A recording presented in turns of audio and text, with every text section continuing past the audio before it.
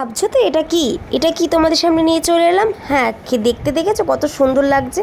আজকে হলো সানডে, আর সানডেতে একটা পুরো শেষ পর্যন্ত দেখবে ঠিকই বুঝতে পারবে। তো দেখো, আমি প্রথমে জল গরম করে নিয়েছি, আর জল গরমের মধ্যে আমি দিয়ে দিয়েছিলাম সয়াবিনগুলো। এই রান্নার সব থেকে প্রথম স্টেপ হলো এই সয়াবিনগুলো এরকম গরম জলে সেদ্ধ করে নিতে হবে। তো দেখো, আমার সয়াবিনগুলো পুরো সেদ্ধ হয়ে গেছে, আর আমি এখন একটা ছাঁকনি দিয়ে সয়াবিনগুলো তুলে নিলাম, আর তারপরে আমি এর মধ্যে দিয়ে দিলাম একটু ঠান্ডা জল।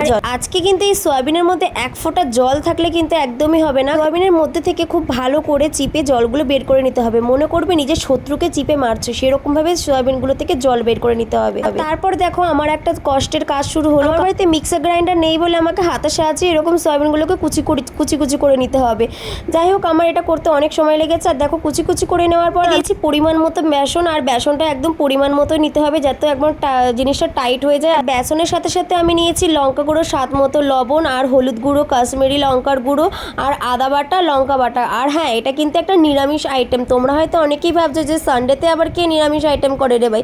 তো যাই হোক, আজকে আমার মনে হলো একটা নিরামিষ আইটেমের মধ্যে তোমাদের একটা ভিডিও দিই, তাই আমার মনে হলো একটু করে। তারপরে আমি কড়াইয়ের মধ্যে তেল বসিয়ে দিয়েছি, গরম হয়ে গেছে। দেখো কত সুন্দর একটা ভেজিটেবল চপের আকার ধারণ করেছে, তাই না? হ্যাঁ, আমি এরকমভাবেই করেছি, তোমরাও এরকমভাবে চাইলে করতে। যদি মনে করো একটু বিভিন্ন ধরনের নতুন মানে সেভ করবে, তো সেটা করতেই পারো, সেটা কোনো ব্যাপার না। তারপরে দেখো, আমি কিন্তু এটা ভাজবো একদম মিডিয়াম টু লো ফ্লেমে। আর তো তারপরে দেখো, এরকম সুন্দর করে ভেজে নেওয়ার পর আমি এবার তরকারিটা তৈরি করব। আর দেখো, আমি এর মধ্যে দিয়ে দিয়েছি জিরে, লঙ্কা আর তেজপাতা ফোড়ন দিয়েছি। তারপরে আমি আলুটাও ভেজে নিলাম একটু লাল লাল করে, সুন্দর করে। তো যখন দেখবো আমার আলুটা সুন্দর করে ভাজা হয়ে গেছে, তখন আমি এর মধ্যে একটু লবণ দিয়ে দেবো, কারণ তাড়াতাড়ি আলুটা ভাজা হয়ে যাবে। যখন দেখবো আলুটা একটু লাল লাল ভাজা হয়ে গেছে, এর মধ্যে আমি কেটে টমেটোগুলো দিয়ে দেবো। আর টমেটোগুলো একটুখানি এই হালকা তেলে ভেজে নিলে খুব ভালো একটা স্বাদ হয়। তো দেখো, আমি ভেজে নেওয়ার পর আলুগুলো আমি তুলে নিয়েছি, আর এর মধ্যে দিয়ে দেবো আমি আদা লঙ্কা বাটা, নুন, পরিমাণ মতো নুন, হলুদ, লঙ্কা গুঁড়ো, কাশ্মীরি লঙ্কার গুঁড়ো, আর দিয়ে দেবে একটু মিট মশলা।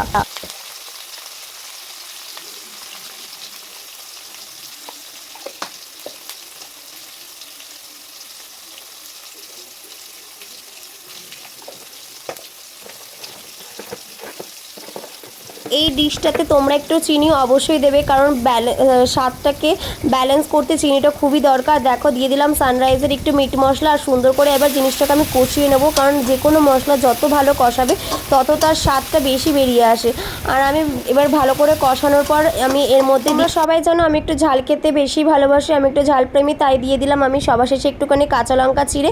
আর আমি এর মধ্যে যখন দেখবো আমার এটা কষানো হয়ে গেছে, তখন আমি যে রাখা আলুগুলো ভালো করে দিয়ে একটু নাড়াচাড়া করে নেবো। আর আমি ততক্ষণই নাড়াচাড়া করবো, তো মানে যতক্ষণ না এটা একটা সুন্দর তেল বেরিয়ে আসে বা একটা সুন্দর কালার আসে।